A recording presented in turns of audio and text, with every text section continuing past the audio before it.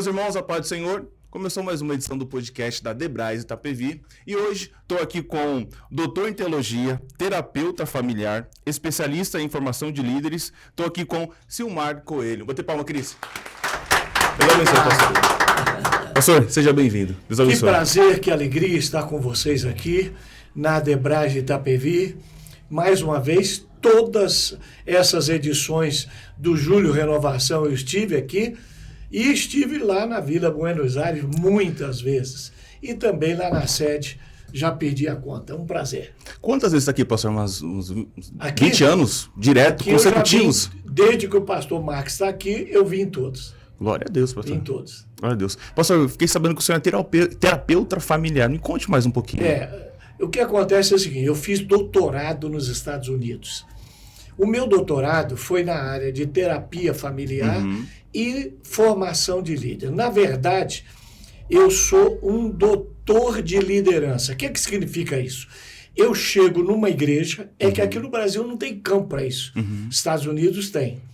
Eu passo um mês sentado, vendo o que acontece, participando das reuniões, e aí eu faço um check-up da igreja. Né? Por quê? O crescimento ele tem uma fórmula. Qual é essa fórmula? É D mais R mais TD mais PE igual a C. Eu não entendi nada, mas tudo bem. C é crescimento. Legal. Né? D é diagnóstico. Toda igreja tem que crescer. Por exemplo, você não faz uma criança crescer. Eu não faço o meu filho crescer. O meu filho nasceu, vai crescer. Agora, se ele não cresce, tem que se fazer um diagnóstico. Ninguém precisa fazer a igreja crescer, porque a igreja é um organismo, ela vai crescer. Agora, se ela não cresce, eu tenho que fazer um diagnóstico, ela está doente. Tem um problema, né? Ela está problema. Aí eu faço o diagnóstico, aí vem a segunda parte da fórmula. R, remédio. Tem que dar o remédio correto. Tem gente que fala, vamos orar. Às vezes o problema da igreja não é o remédio, não é oração. Vamos fazer grupo familiar. O problema, vamos para o monte. Às vezes não é esse problema. Às vezes é o relacionamento. Às vezes são pequenos grupos que mandam. Às vezes é gente que só trabalha quando tem cargo, não serve realmente a Jesus. Então tem um monte. Aí vem depois TD. TD é o quê? Trabalho duro. Igreja não cresce sem trabalho duro, né? Esse dias um pastor, numa live que eu fiz para 3.000 pastores, disse, pastor, eu agora sou de tempo integral. O que eu faço para a minha igreja crescer? Falei, quantos membros tem sua igreja? Ele disse, 50. Quer dizer que você agora está de tempo integral para 50 membros. Que hora, que você trabalhava? Eu trabalhava na cidade, lá no centro de São Paulo. Que hora que você levantava para ir para lá? 5 da manhã. Levanta a mesma hora.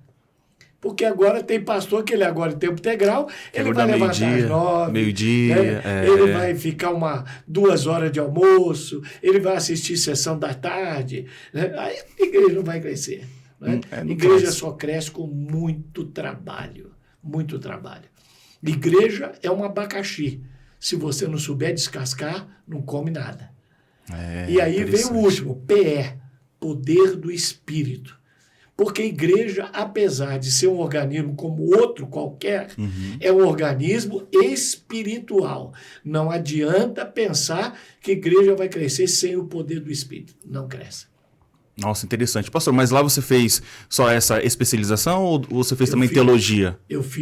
Primeiro eu fiz mestrado em teologia, depois eu fiz doutorado em liderança e terapia familiar. Pastor, vamos se aprofundar um pouco. Qual é a maior dificuldade que as igrejas hoje têm? A maior dificuldade hoje... Deixa eu cortar o senhor, porque hoje a gente tem muita igreja com muito problema. E desde a igreja que tem 5 mil membros, 50 mil membros, 50, 10, 15, que está iniciando agora. Uma igreja grande, os problemas são absorvidos. Uma igreja pequena, o pastor enfrenta muito mais dificuldade, porque os problemas aparecem, porque as pessoas lidam com isso. Né? O maior problema hoje, para mim, é voluntariado. Por quê? Jesus disse, eu não vim para ser servido, eu vim para servir. Ora, se você tem a natureza de Jesus, você tem que servir. Agora, hoje, a maioria que serve na igreja é pago. É músico pago, todo mundo é pago. Não é voluntário, né? Então, não há voluntários. Né? Outra coisa é que a maioria, ele quer um cargo para servir. E você serve e você vai receber cargo. Por exemplo, eu sempre servi a igreja e virei pastor. Virei o que eu sou hoje, servindo a igreja. Tudo que eu tenho foi a igreja que me deu. Eu toco porque eu servi a igreja. Eu canto porque eu servi a igreja. Eu gravei CDs, DVDs porque eu servi a igreja. Eu tenho 73 livros porque eu servi a igreja. Eu me tornei pastor, ministro, bispo, porque eu servi a igreja. Né? Por exemplo, quando era jovem, eu pedi ao pastor, eu quero ir ao retiro de pastores. Você não pode, você não é pastor. Eu falei, mas eu não posso, eu quero servir os pastores. Eu lavo panela, eu limpo o banheiro, eu carrego colchão. Então pode. Aí eu ia. Chegava lá, eu levantava cedinho e fazia o meu serviço. Quando chegava a hora do culto, eu já tinha feito tudo. Eu já tinha lavado a panela, eu já tinha limpado o banheiro, eu já tinha feito tudo.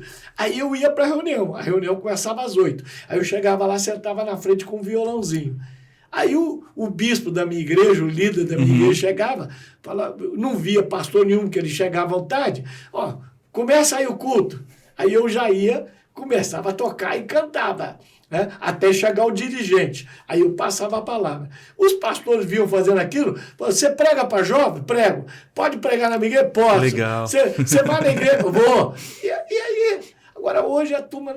Não, lavar panela, carregar colchão, limpar banheiro. Nossa, limpei tanto banheiro, pastor. Aí eu comecei assim, né? Aí comecei crescendo.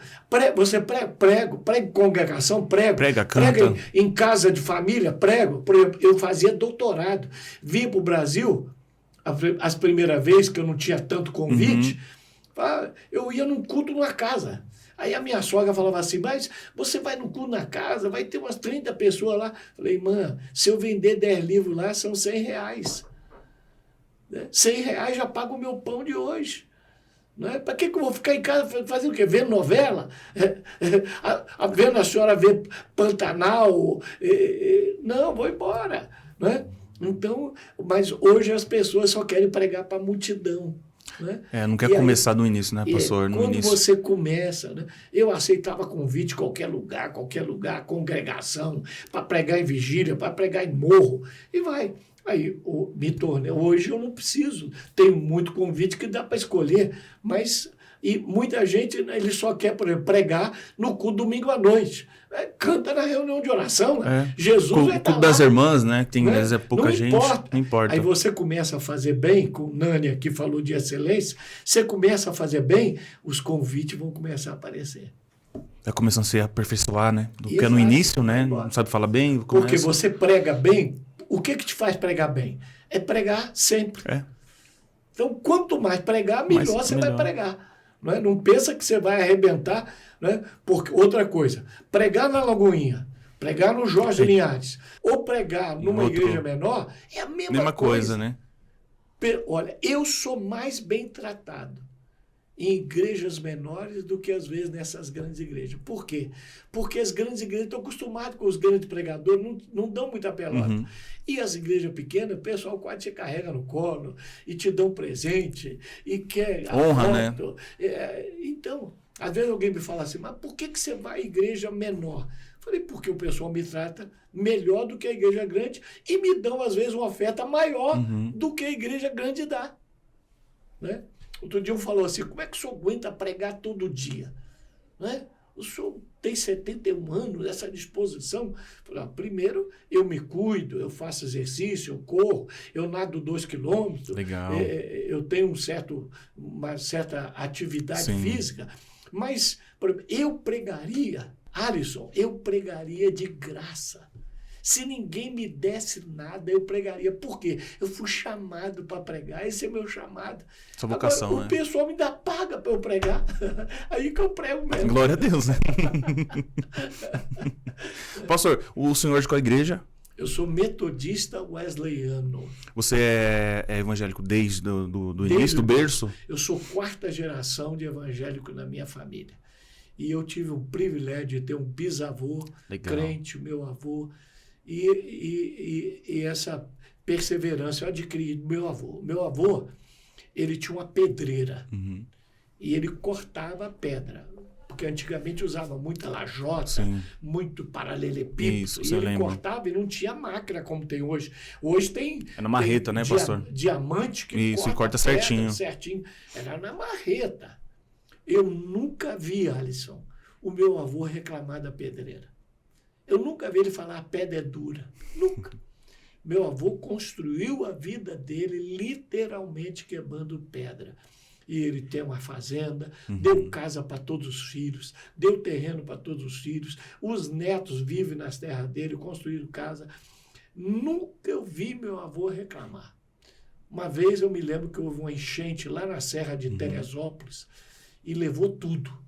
Que ele morava embaixo, a serra lá em cima, ele morava em Benfica. A serra levou vaca, a água levou vaca, tudo, porco, galinha, levou a plantação que ele tinha de inhame, de pera, de milho, levou tudo. A água só não entrou em casa. E eu me lembro que eu estava lá e o meu avô ficou na porta, assim, em pé, como que vigiando a água para não entrar na casa. Aí quando a chuva parou, ele tirou o chapéu, botou no peito e falou assim, Deus deu, Deus levou. Quando a água baixar, eu planto de novo. Coisa bonita. Coisa linda. E aprendi essa garra com meu avô, com a minha mãe, que nunca teve tempo ruim. Por exemplo, eu nunca recebi uma visita de pastor Alisson. Nunca. Sério? O pastor ia na minha casa para comer. Mas, por exemplo, para me aconselhar, nunca. Mas por que a minha vida deu certo? Porque eu vivia na igreja. Eu ia à escola dominical, eu ia à vigília, eu ia à oração.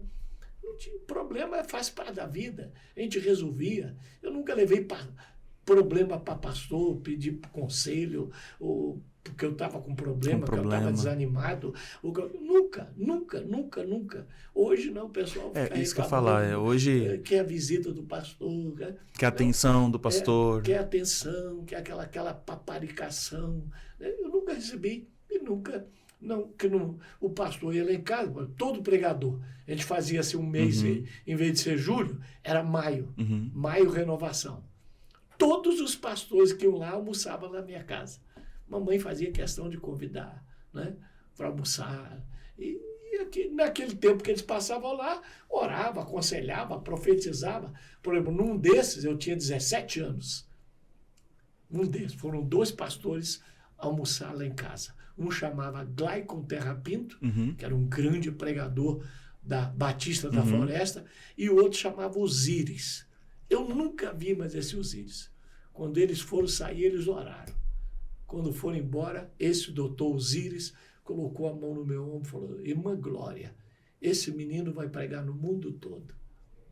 Eu acreditei. Aí sabe o que eu fiz? Fui estudar inglês. Você foi atrás. Né? Você foi atrás. Já que eu vou pregar no mundo todo, eu tenho que falar inglês. Eu tenho que falar inglês. E acreditei. Né? E muita gente falou, Deus fala. Eu tive um amigo chamado Isaac. Esse Isaac foi batizado com o Espírito Santo antes de mim. E eu fiquei doido quando eu vi o Isaac, meu melhor amigo, falando em língua. Aí eu falei, Isaac, é isso? Aí fui batizado, fui na vigília, não sei o quê. Aí eu comecei a orar e tal. No outro domingo eu recebi o batismo. No morro, pregando, eu e Isaac. Na vigília, eu e Isaac. Na praça pública, eu e Isaac. Tudo junto. Na escola dominical, eu e Isaac. Na reunião de oração, eu e Isaac. Há poucos dias eu fui pregar em Petrópolis, lá na minha igreja. Cheguei lá, o Isaac estava lá. Ele tinha colocado a correia, que pulou uma prega, né? A calça dele estava toda remangada, ele estava assim com um colarinho sujo, né? Uma camisa que ele estava usando muitos dias, e ele não tinha dente. Aí ele falou, ô pastor, tudo bom? Pastor. Dá para o senhor orar por mim, que eu estou com problema no casamento? Aí eu orei por ele. O senhor tem R$20 para voltar para casa de ônibus? Aí eu dei. Eu fiquei olhando para o Isaac, aquele rapaz cheio do Espírito Santo, aquele rapaz que... Eu fui batizado na casa dele. O que aconteceu? Sabe o que aconteceu? Aquilo que Deus fala com Abraão. Sai da tua terra da tua parentela e vai para... Deus falou para nós dois. Gente, também não podemos esquecer dos nossos parceiros, Daniel Design e Michele Alves. E também o próximo evento vai ser dia 4 de novembro. Never Alone. Deus abençoe. Eu fui. E ele ficou. E a vida dele desgringolou. Porque não se jogou na mão de Deus, não se entregou. Porque o altar não toma, né, pastor? O altar devolve. Exato. E eu fiquei com a pena dele. E muita gente assim, Deus fala, vai, ele não vai. Fica esperando Deus pegar ele no colo e colocar lá. Pisa na água. Por exemplo, outro dia um falou assim, mas pastor, Pedro afundou. Falei, verdade. Quanto tempo ele andou na água? 20 segundos? 10 segundos? Não sei. Não sei, mas andou. Mas por 20 segundos, Alisson, ele viu o homem que ele poderia ser. Por 20 segundos ele provou o impossível. E quando você prova um pedaço do impossível, você só ficará satisfeito quando provar o impossível por inteiro. Nossa, forte, pastor. Se 20 segundos por 20 segundos você provar o homem que você pode ser, nunca mais você vai querer ser outra pessoa. Até chegar lá. Então, se joga na mão de Deus. Pisa na água. Se ele prometeu, vai. Pisa na água, ainda que afunde. Porque os outros não afundaram, mas não pisaram. É o processo também, né? É o processo, né, pastor? Por exemplo, a lagarta, ela não se torna borboleta por um milagre. Ela se torna por um processo. Né? Ela faz o casulo. Sim. Né? Por exemplo, outro exemplo, a lagosta, ela cresce dentro da caçapa por 1 ano. Depois, ela cresce tanto que aquela carapaça começa a sufocar ela. Aí o que ela faz? Ela quebra. Ela bate até quebrar. E durante uns meses, ela fica vulnerável, sem a carapaça que a protege, e ela pode ser comida por um predador. Mas ela arrisca. Até formar outra carapaça que vai proteger por 1 ano. Novamente. E quando começa a apertar, ela vai embora, né? Solta de novo.